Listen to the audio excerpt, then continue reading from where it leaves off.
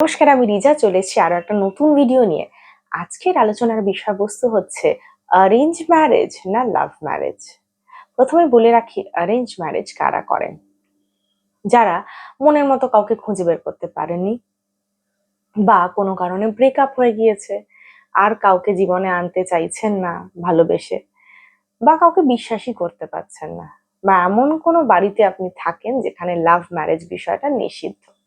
এই ক্ষেত্রে কিন্তু আপনি অ্যারেঞ্জ ম্যারেজের দিকে যেতে পারেন। এরপরে আসা যাক লাভ ম্যারেজ বিষয়টা।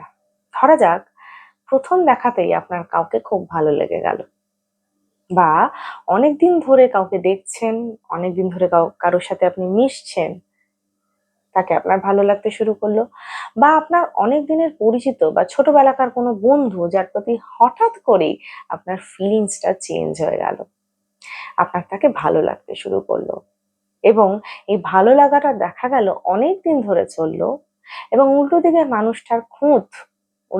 মানুষটার খারাপ দিকগুলো দেখার পরেও আপনি তাকে ভুলে যেতে পারলেন না, বা তার থেকে দূরে সরে যেতে পারলেন না।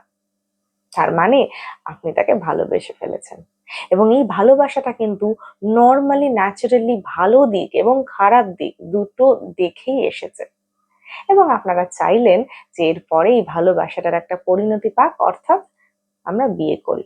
হলো লাভ ম্যারেজ। এরপর আসা যাক অ্যারেঞ্জ ম্যারেজের প্রসেসটা কিভাবে হচ্ছে। প্রথমত, অ্যারেঞ্জ ম্যারেজটা অন্য কোনো মানুষের মাধ্যমে বা কোনো ম্যাট্রিমোনিয়াল অ্যাপের মাধ্যমে হচ্ছে। অন্য কোনো মানুষ অর্থ হতে পারে আপনার কোনো বন্ধু, আপনার কোনো আত্মীয়, আপনার কোনো পরিচিত। এই ধরনের মানুষজনরা বলছে, মানে আমার একজন পরিচিত আছে যে কিনা মেয়ে খুঁজছে বিয়ের জন্য, বা ছেলে খুঁজছে বিয়ের জন্য, এই ধরনের যে ব্যাপারগুলো থাকে আর কি, বন্ধু বান্ধব। তো আপনারা দুজনে ডেটিং এ গেলেন।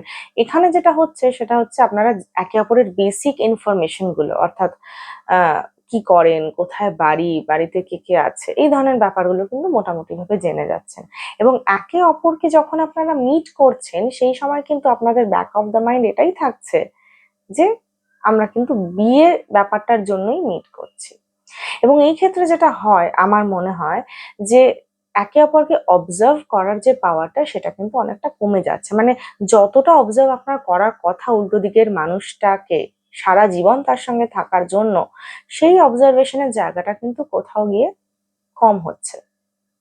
তো সেই ক্ষেত্রে যেটা হচ্ছে বা হতে পারে যে উল্টো দিকের মানুষটার থেকে আপনি যেটা চাইছেন, বা উল্টো দিকের মানুষটাকে আপনি যেভাবে দেখতে চাইছেন, সে হয়তো আপনাকে সেই জায়গাটাই শুধুমাত্র দেখাচ্ছে, বাকি জায়গাটা কিন্তু আপনি দেখতে পাচ্ছেন না। whereas আপনি যদি নর্মাল ভাবে তাকে অবজার্ভ করার সুযোগ পেতেন, কোনো সেই অর্থে মানে ওই প্রশ্ন উত্তর ব্যাপারটা না হয়, সেক্ষেত্রে কিন্তু আপনি একটু বেশি সেই মানুষটাকে চিনতে পারতেন।